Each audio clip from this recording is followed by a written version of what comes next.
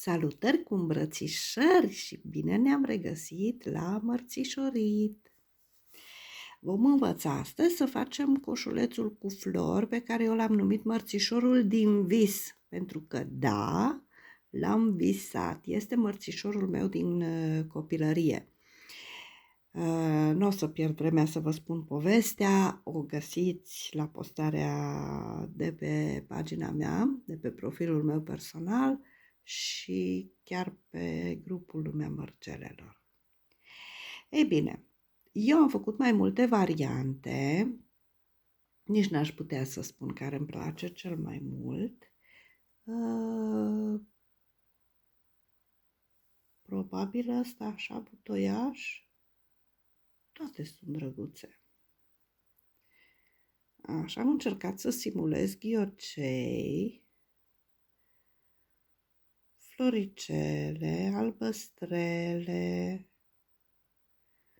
așa, brândușe, așa. Pentru realizarea acestui coșuleț o să avem nevoie de mărgeluțe, indiferent ce aveți la îndemână. Eu astăzi voi lucra cu Toho.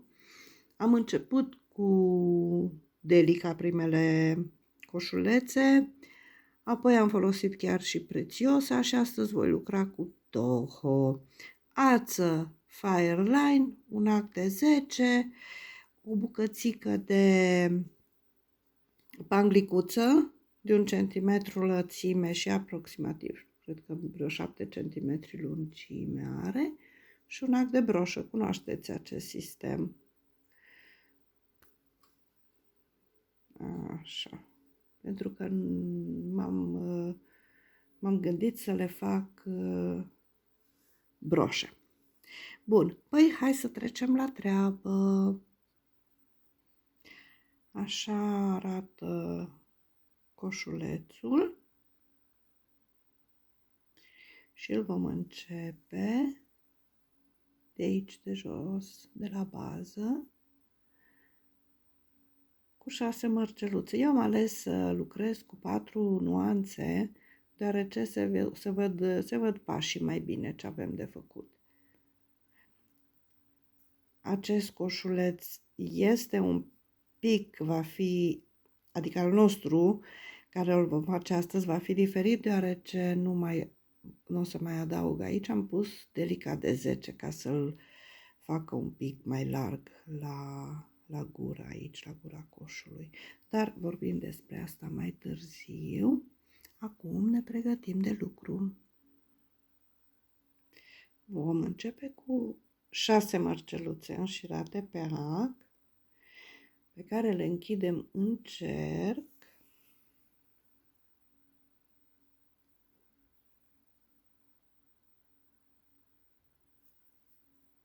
Mai trecem, după ce facem cerculețul, acul încă o dată prin toate cele 6. Deci întâi o dată. Am uitat să spun, firul trebuie să fie aproximativ de 1 metru și un pic. Bun, deci mai trecem o dată, după care facem un noduleț.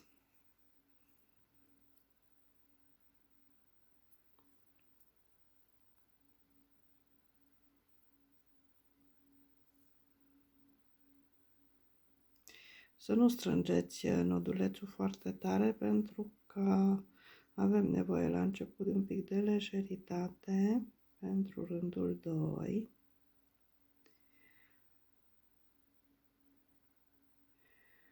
Așa, două nodulețe facem că ajunge.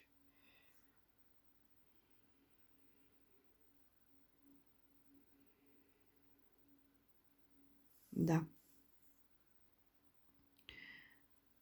Deci v-am spus că am lăsat un pic mai lărguț. Și mai trecem acolo încă o dată printr-o într-o mărcică.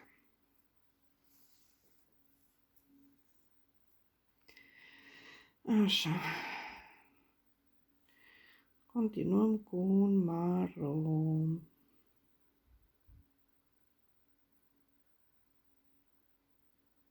Și acum mai punem 6 mărgele.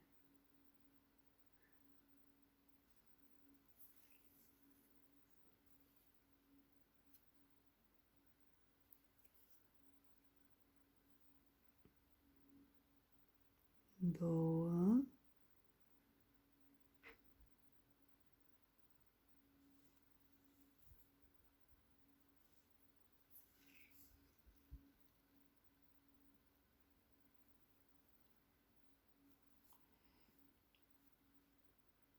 Trei.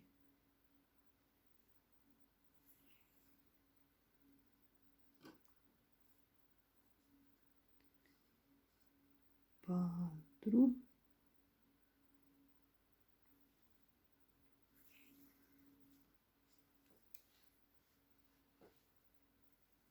Nu știu voi cum sunteți, dar mie mereu îmi sare lucru din mână până n-am de ce să mă țin.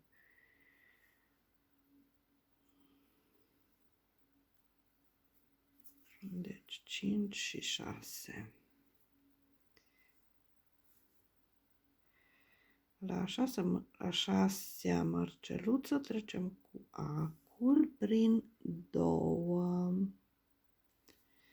mărgeluțe. Uitați așa.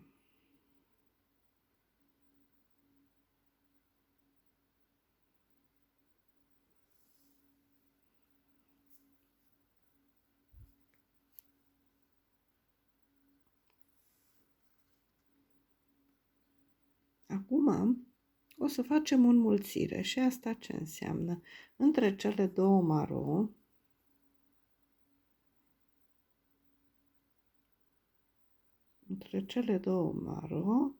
o să punem două bej. Între următoarele două, iar două bej. Deci o să fie 6 grupuri de câte două.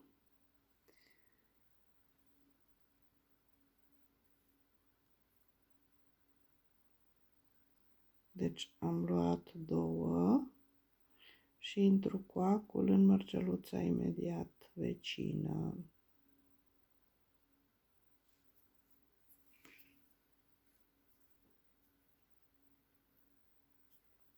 Repetăm.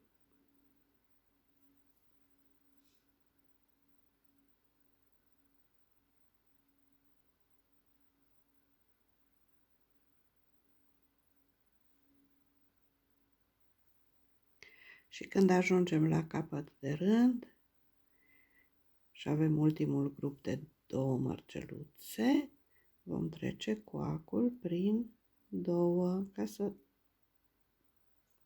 trecem la următorul rând.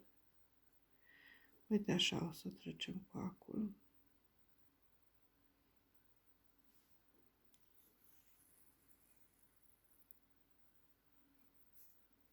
Și avem o floricică.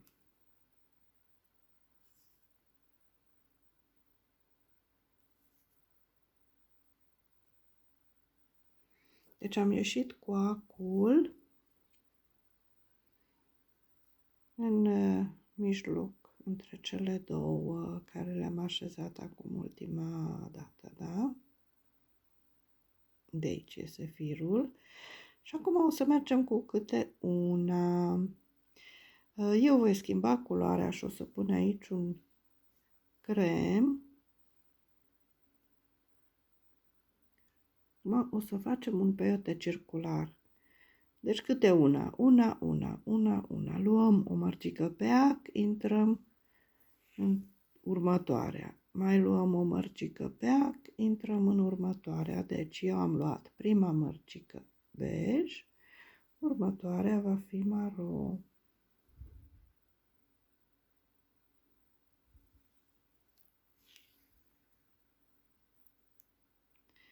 Iar bej am zis crem. Crem, că mă încurc în culori. Așa.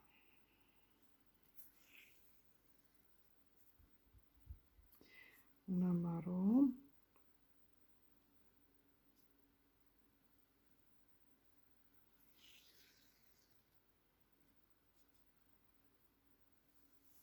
Una crem. Și continuăm până la capăt de rând. Am ajuns la capăt și iar trecem acul prin 2 mărcele.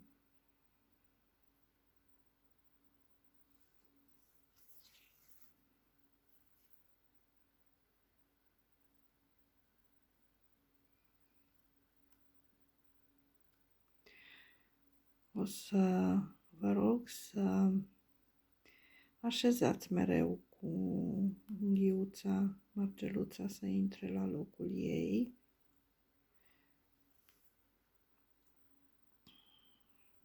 Așa, acesta este fundul coșului. Și acum mergem fără să mai înmulțim.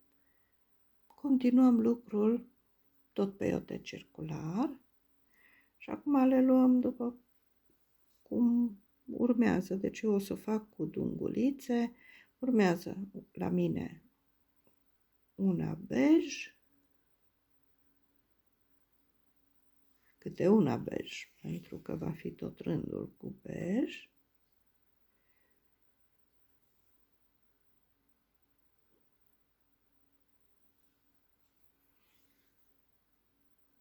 Și mergem tot așa, câte una până la capăt. Am ajuns la capăt. Eu între timp am desfăcut că am încurcat culorile și în loc de bej am pus crem. În fine, cremul urmează acum. Deci, nu mai înmulțim, mergem cu una maro, una crem, una maro, una crem și tot așa, tot cercul până ajungem la capăt. Am uitat să spun, dar cred că deja știți, aici când am terminat rândul, trecem prin 2 mărgeluțe, trecem acul prin 2 mărgele. Și acum continuăm una maro. Aici va fi necesar să strângem cât de tare putem firul, să le adunăm, deoarece se formează degetarul, că eu așa îi zic, degetar. Bej, una maro. Și acum o să tragem pentru că se formează covețica, degetarul.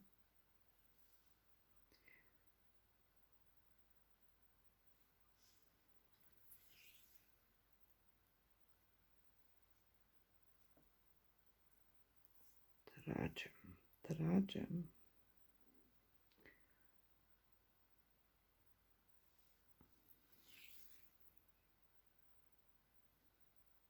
Deja simțiți cum se strâng, cum se ridică.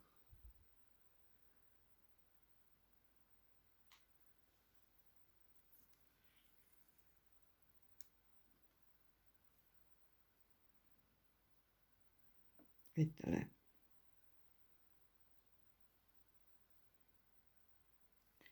La capăt de rând iar trecem prin 2 și s-a format covețica, da? Pentru că de acum mergem în sus. Bun. Acum rândul următor o să lucrăm doar cu bej. Strângem de fir. Strângem tare. Și continuăm cu bej. Acum eu spun culorile pe care le am la îndemână sau cu care lucrez. Fiecare știe ce culori și-a ales.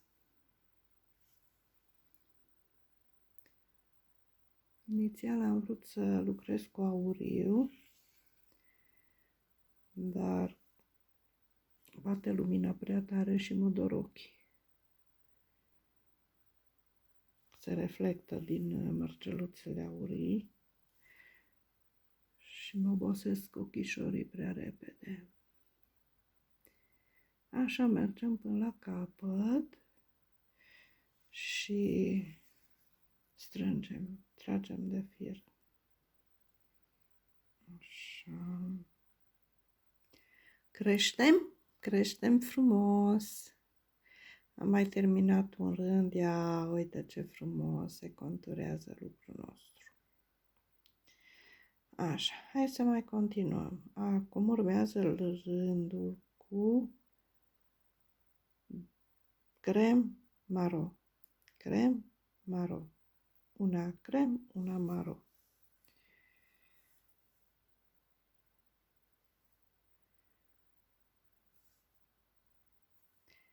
Am mai terminat un rând și urmează rândul cu o singură culoare. Deci în cazul meu, bej. Și continuăm. Păi nu-i mai mare dragul? Hai, mai facem câteva rânduri și ne oprim când o să avem 1, 2, 3, 4 crem. Deci de la mărgeluța care a plecat din acest V, așa, de aici va trebui să avem 4 și după are încă un rând. Hai să lucrăm și apoi vă mai zic. Așa, avem deci 4 crem, da? De aici, de la acest V, avem 4 marcele, de unde am înmulțit, da?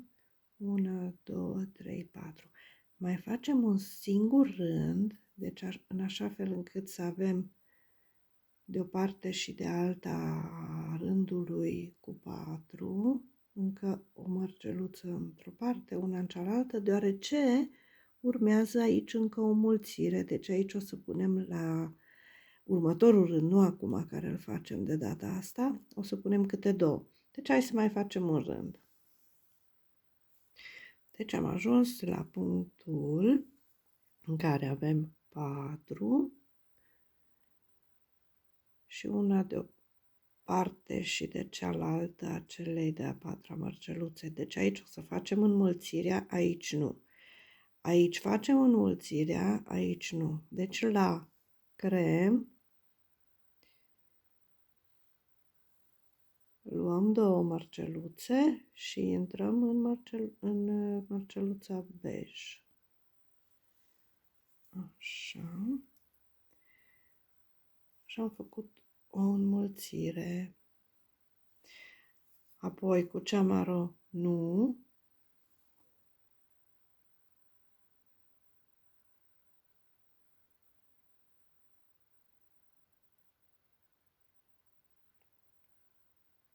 Așa. Și iar 2 crem. Intrăm în mărgeluța. Unde ești? Așa. Intrăm în mărgeluța bej cu cele 2. Apoi una maro. Și am ajuns la capăt. Ei, așa trebuie să arate în acest punct. Și acum ce o să facem? Mergem cu câte una, dar în 2 puncte înmulțim și mergem herringbone. De ce? Pentru că aici o să fie tortița coșulețului. Deci aici facem înmulțire, deci vom pune 2 marceluțe crem.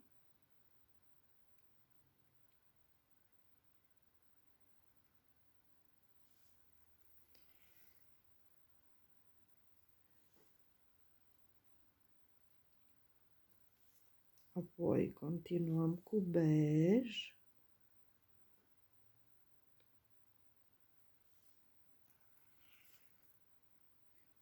Încă una bej.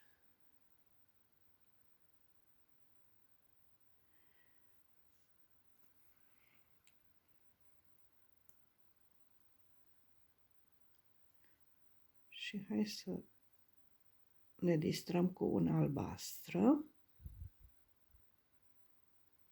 Deci vă îndemn să vă jucați cu culorile și la floricele și la coșuleț. Sunt ferm convinsă că după primul urmează al doilea, al treilea, pentru că sunt tare, tare drăguțe. Și eu, ca de obicei, sunt nerăbdătoare să văd pozele.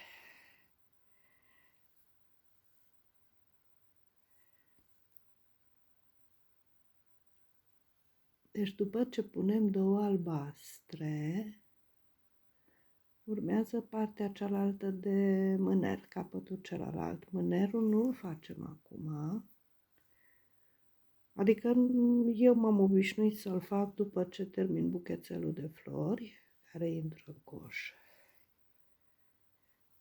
Altă distracție cu buchețelul de flori. Așa. Am ajuns în partea opusă, aici, unde punem două crem, pentru că aici o să se unească mânerul. O să lucrăm doar pe o parte și pe partea cealaltă unim, deci. Așa.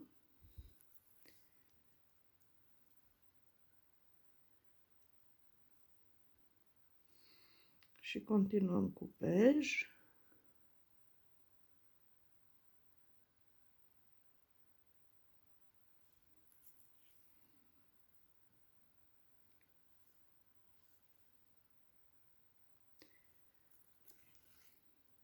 Un albastru.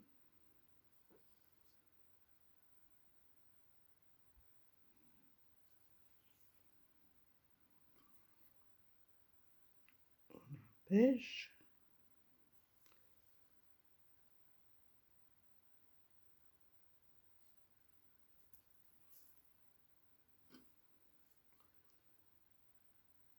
Și încă una.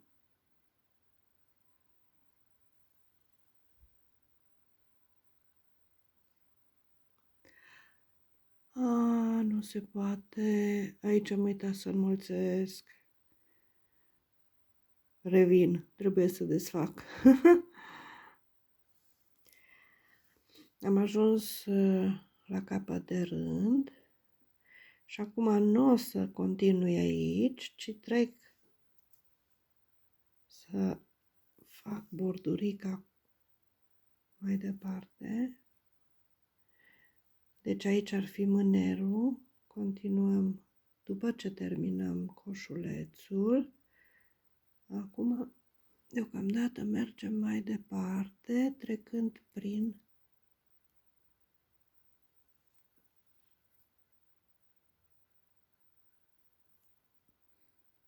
două mărgeluțe care urmează. Deci, în cazul meu, una crem și una bej. Apoi voi continua cu una maro, una crem,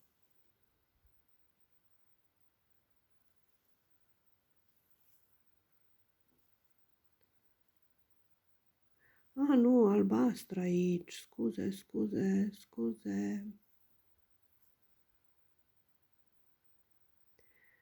Am zis să facem un modelaj aici, da? Ne jucăm puțin. Deci albastră și încă un albastru.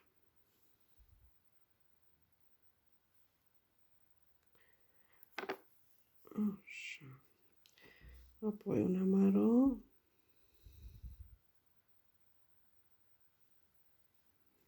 Și iar două albastre. Una. Și încă una.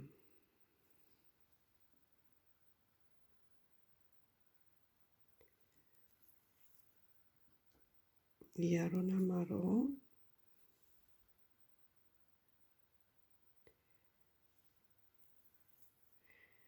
Și am ajuns la celălalt capăt de mâner, iar trecem prin mâner.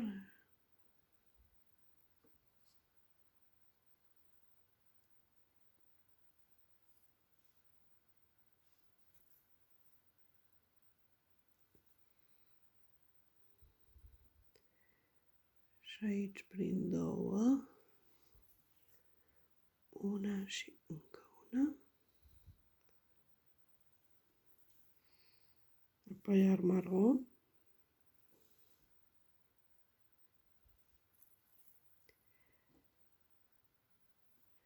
Care albastru.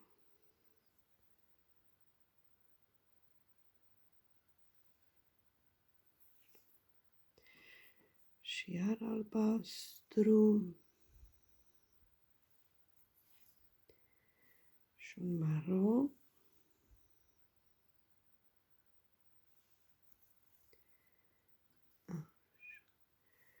Un albastru.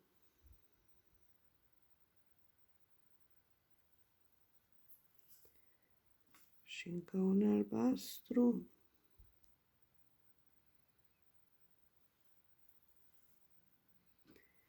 Maro.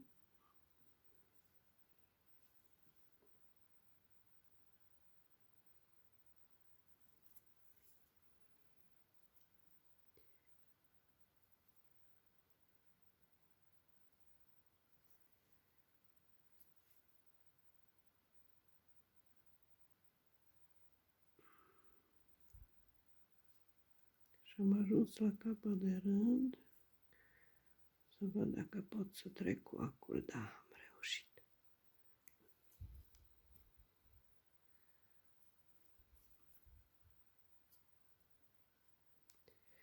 Am o mărgeluță care s-a răsucit aici, aiurea. Ia să văd. N-am așezat-o la timp, frumos. În fine, cred că ați înțeles oricum ideea.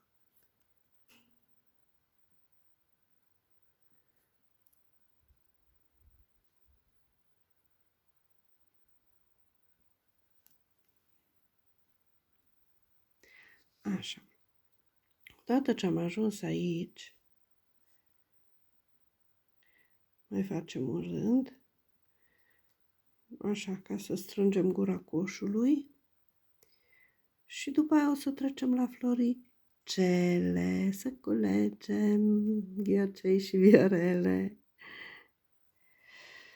Am uitat să vă spun exact ceea ce spuneam la început, că am încercat să pun la ultimele două rânduri aici delica de 10 sau toho de 8. Cred că am pus de alea de 8 toho, sunt prea mari. Deci cu delica de 10 am încercat să lărgesc un pic gura coșului. Așa. Mi-am imaginat un bord de pălărie, care ar putea fi chiar și o pălărie. Da, deci când ajung aici la capăt de rând, adică nu-s la capăt de rând, lângă mânerul coșului, o să intru în mâner și strâng. Da.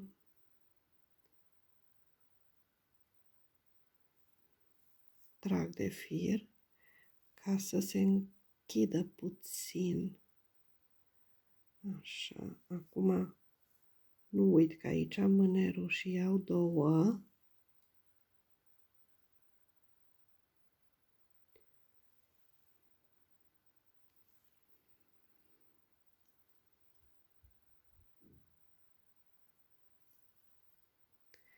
Așa. Și merg în continuare și pe partea opusă, tot cu câte una.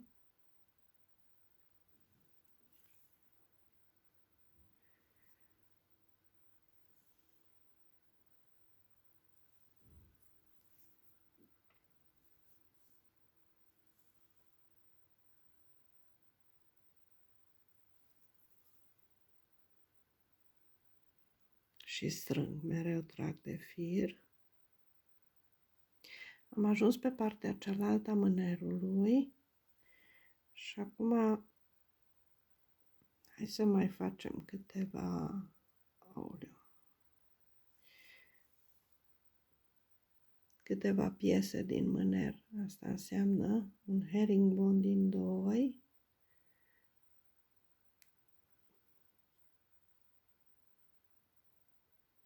Trec coacul prin 2 mărgeluțe în sus.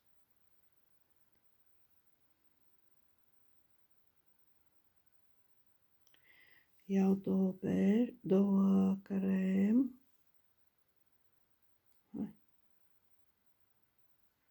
Așa.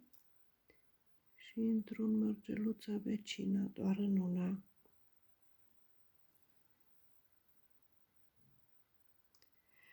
Apoi iar o să urc prin 2.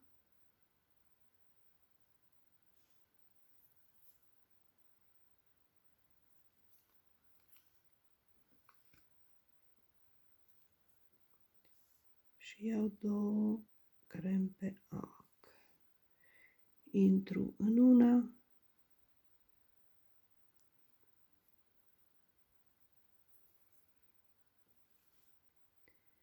Și ies prin 2.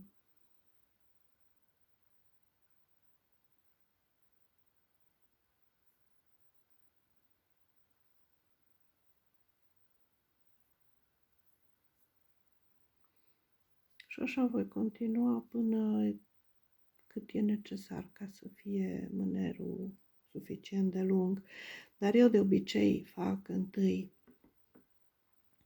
buchețelul de flori care o să intre în coșuleț, așa, și după aia prelungesc mânerul în funcție de cât e necesar. Cât de dese sunt floricelele sau cât de lungi sunt codițele, să vedem. E, acum, pentru iarbă și floricele, pentru buchețel, am ales 3 nuanțe de verde, dintre care acestea 2 sunt prețiosa de 10 și prețiosa de 12. Astea sunt mai subțirele, care o să vină la vârful ierbii, cum ar fi, să simulăm frumos firul subțire.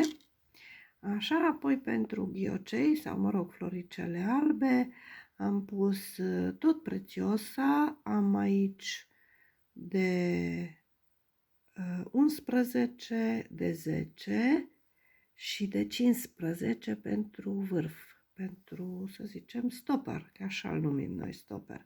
Și acum să trecem la partea cea mai interesantă, buchețelul de flori. Așa, pentru buchețel o să avem nevoie tot cam de 1 metru și ceva de fir.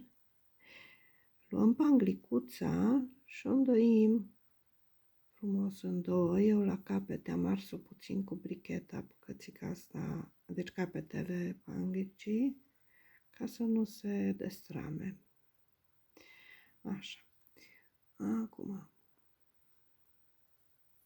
după ce am îndoit panglica, am încercat eu să fac un noduleț aici la fir.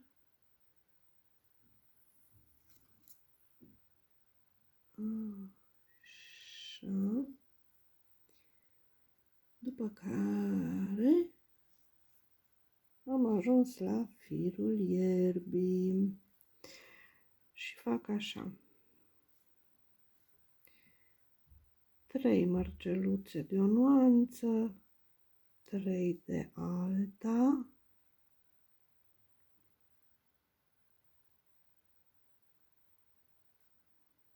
dar dacă nu aveți 2 nuanțe, e bine și doar una, la fel și cu mărimile.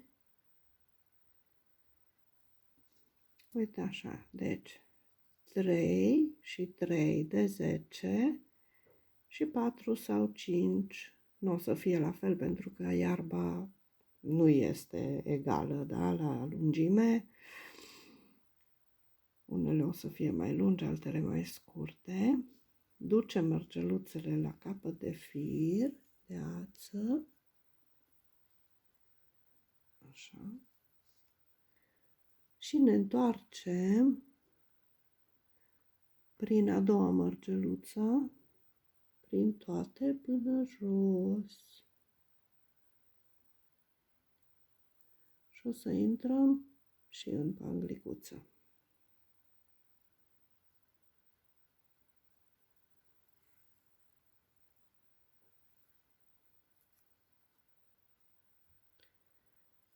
Uite primul firicel de iarbă. Gata este. Mergem puțin mai încolo.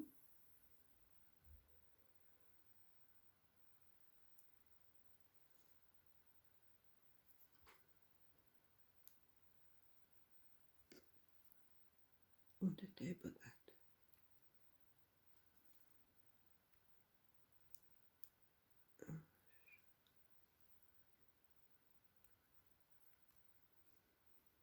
Aici o să trebuiască mereu atenție pentru că firul este cam obrăznicuț.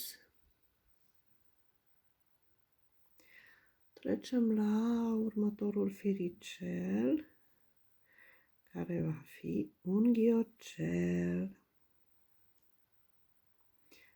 La ghiocel am înșirat 6 mărgeluțe verzi, apoi înșir cele albe, una mică, una mijlocie, una mică și 2 de 15, cele mai mici. Uite așa.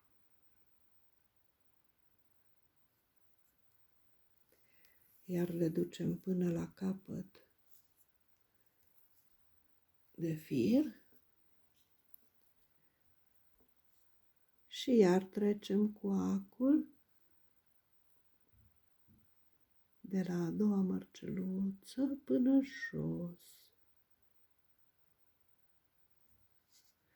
Și iar intrăm cu acul în panglică. Panglicuța o îndoim mereu în timpul lucrului.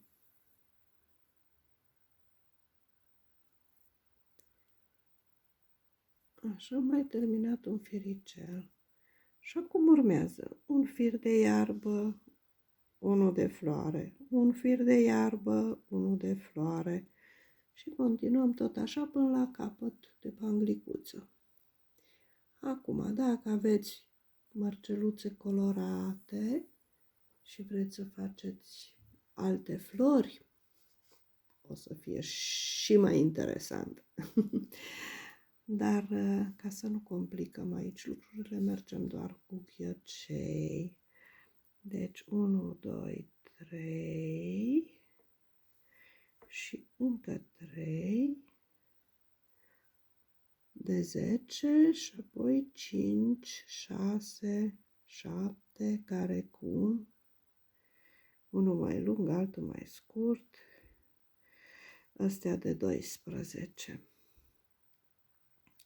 Așa.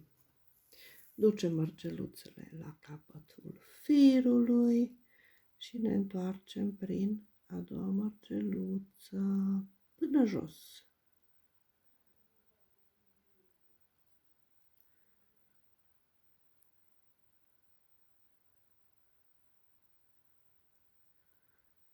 Așa.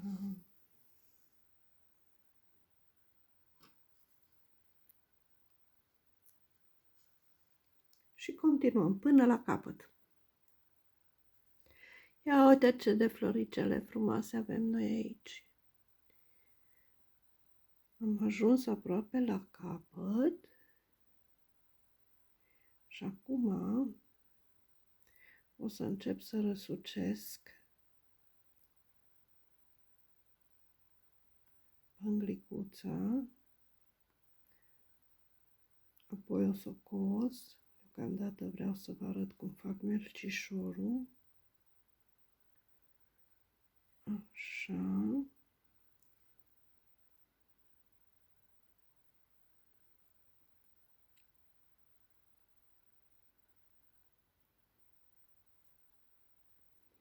Deci după ce am făcut acest melcișor, o să cos sau înainte, în timp ce îl înfășor, mai fac câte o punsătură pe aici, pe acolo și buchețelul e gata.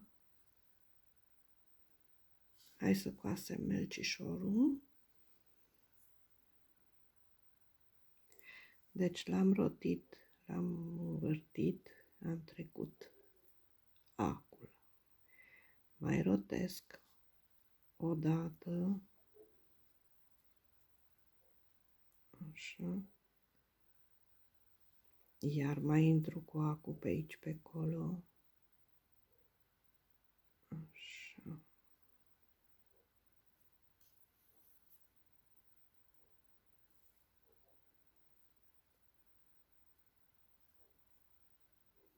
Chiar nu e greu și uite ce frumos iese.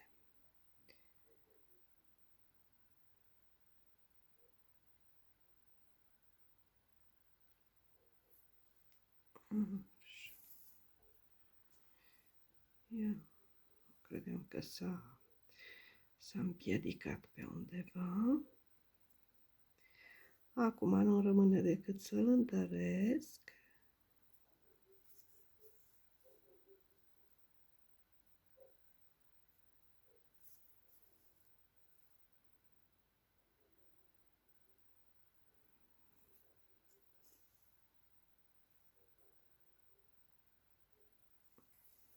O să intru cu acul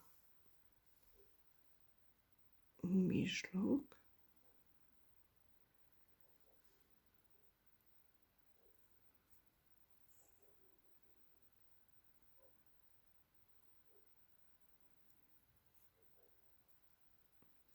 Acum, unde-i coșulețul?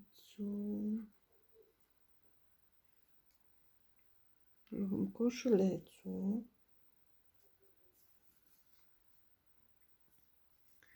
Buchețelul de flori. Și o să intrăm cu acul în mijlocul coșului. Aici așa.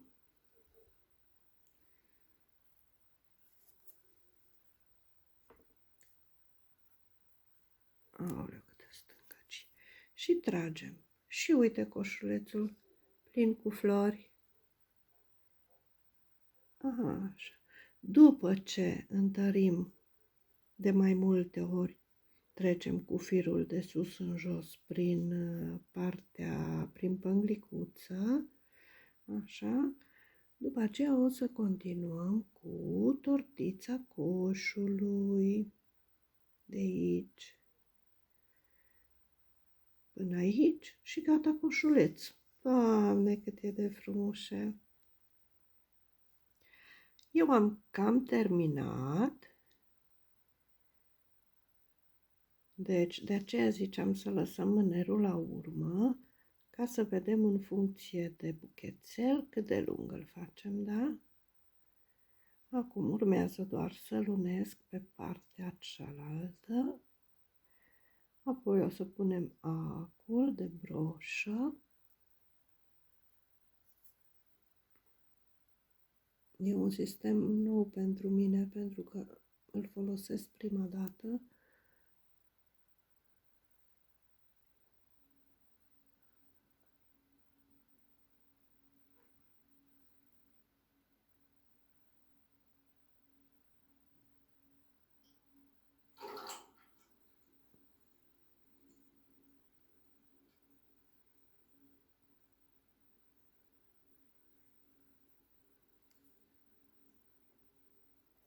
Gata.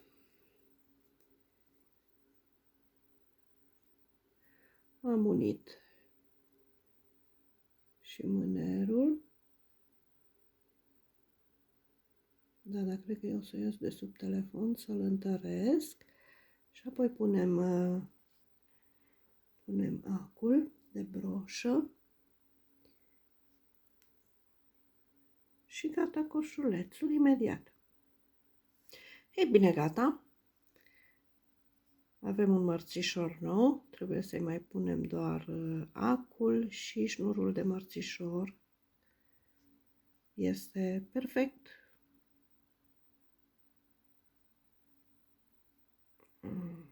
Deci, ia să vedem. Acul de broșă. O să intre în coșuleț.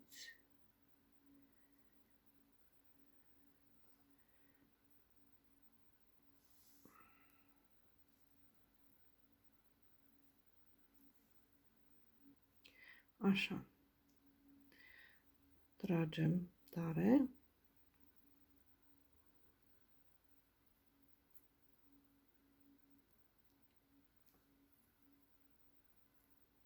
Aranjăm frumos florile și mărțișorul este, sau broșa, așa, pregătită pentru a fi dăruită. După așa. E foarte practic sistemul ăsta de broșe. Eu vă doresc tuturor spor la lucru, să faceți cât mai multe coșulețe, floricele frumușele, să le purtați și să le dăruiți cu drag și să ne vedem cu bine data viitoare. Vă pup! Pa!